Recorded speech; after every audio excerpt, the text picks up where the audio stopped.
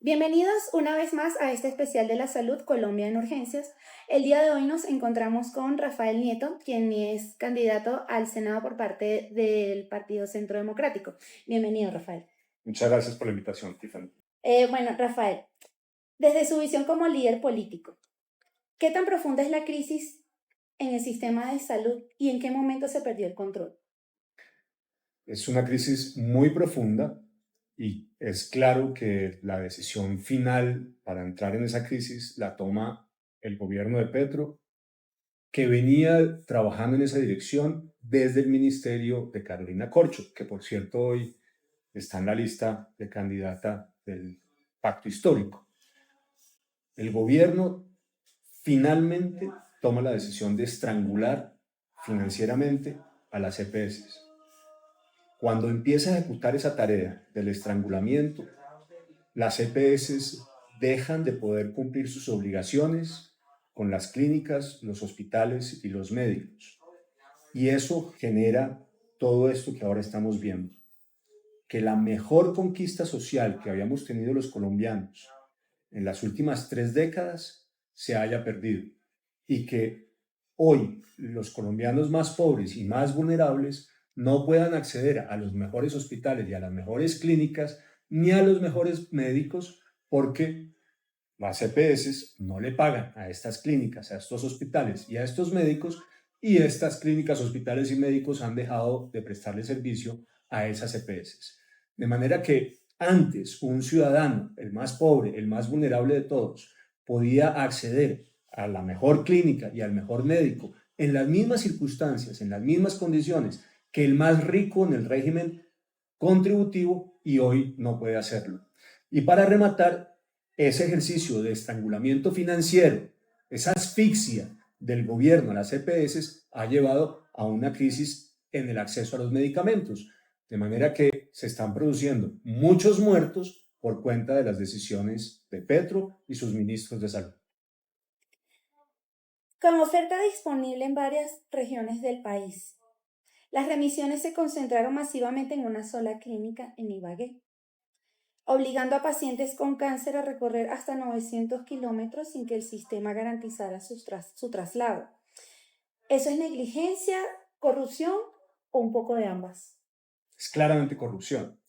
La decisión de aumentar y concentrar el traslado de pacientes para exámenes de calificación de si se tiene cáncer, para el seguimiento de la enfermedad y para la determinación del estadio del cáncer en una clínica en Ibagué es sin duda un problema de corrupción.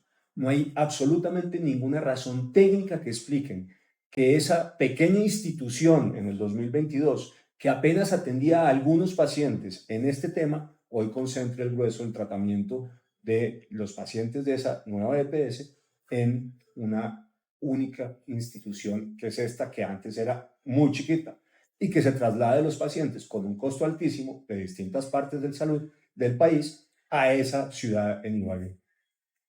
Yo no tengo la menor duda. Ahí hay un problema gigantesco de corrupción. Claro.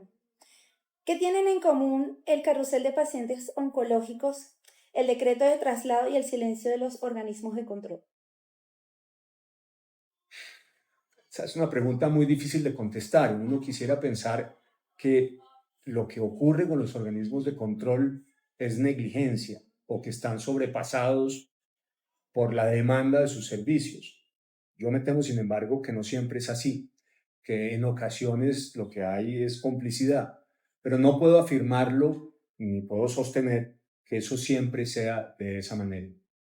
Pero es claro que la Fiscalía, la Procuraduría y la Contraloría deberían estar haciendo un ejercicio mucho más estricto sobre el sistema para poder determinar, como en el caso de Ibagué, pero es uno de muchos, los problemas gigantescos de corrupción y la omisión en el cumplimiento de las funciones de los que están hoy en el Ministerio de Salud, de la Superintendencia de Salud y además de quienes están a cargo de las EPS, el grueso de las cuales está intervenida por el Estado. ¿Qué derecho pierde el colombiano desde el momento en que el Estado es quien decide a qué EPS va a pertenecer? Una de las columnas vertebrales del sistema de salud era la libertad de elección del ciudadano. Lo que hacía el ciudadano, Tiffany, era escoger dentro de un menú muy amplio de alternativas cuál era la EPS que quería usar. Y esa era una decisión autónoma del ciudadano, un ejercicio de su libertad de elección, que además respondía a cuál en su región o en su municipio de las EPS tenía mejor servicio. En el momento en el cual el Estado, y lo ha hecho recientemente el gobierno de Petro, obliga a 2.6 millones de usuarios del sistema, no son unas pocas decenas, centenares o miles, no, estamos hablando de 2.6 millones de usuarios, a concentrarse en unas EPS intervenidas, lo que está haciendo es acabando con ese derecho. Yo no tengo la menor duda de que esa decisión del gobierno nacional, Tiffany, es inconstitucional, porque viola ese principio de la libertad de elección que es fundamental en el sistema.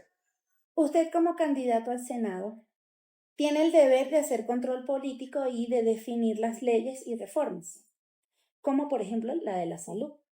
¿Qué solución cree que es la más inmediata para darle respuesta a los millones de pacientes afectados?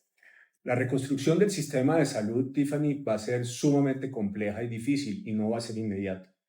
No podemos esperar que el próximo gobierno, apostamos a que sea de los que hoy estamos en la oposición, pueda hacer los cambios que se necesitan para recuperar el sistema de salud.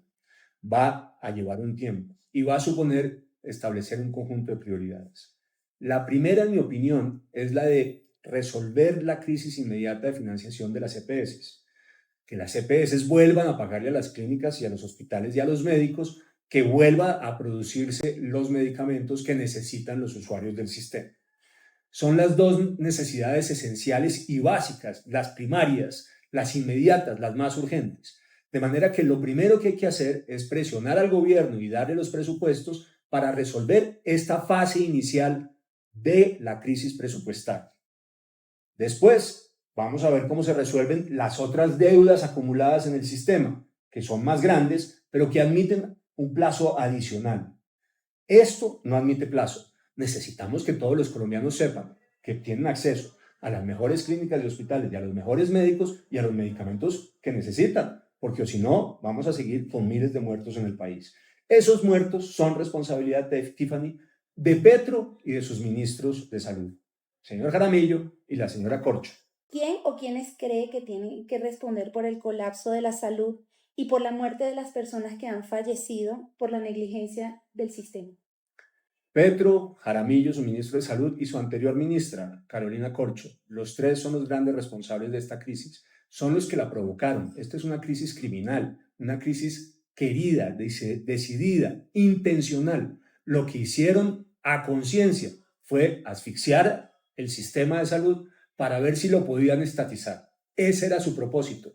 Y por eso terminaron cortándole todos los recursos a las EPS y llevándonos a las crisis que hoy estamos teniendo, tanto en el acceso a hospitales, clínicas y médicos, como el acceso a medicamentos. Y la consecuencia son estos miles de muertos que ya se han producido. Una verdadera masacre, responsabilidad del gobierno nacional, de Petro y de sus ministros de salud. Y ya para finalizar, ¿qué mensaje le daría a esos pacientes que hoy se ven afectados por toda esta crisis, que no pueden tener acceso a tiempo a sus medicamentos, tratamientos, inclusive citas? Piensen en quiénes son los responsables de la crisis, quiénes la provocaron, y castíguenlos. Castíguenlos en el voto, castíguenlos en las urnas, castíguenlos el 8 de marzo y después en las elecciones presidenciales. Voten contra ellos. No los vayan de nuevo a elegir. Lo que hay que hacer es algo muy distinto. Es premiar a los partidos que han hecho un control político del gobierno y que han defendido un mejor sistema de salud para los pacientes. Los pacientes y sus familias tienen que estar conscientes de quiénes fueron los parlamentarios que votaron a favor de Petro, esas reformas que hoy los están afectando. Y tienen, repito, que castigarlos en las urnas.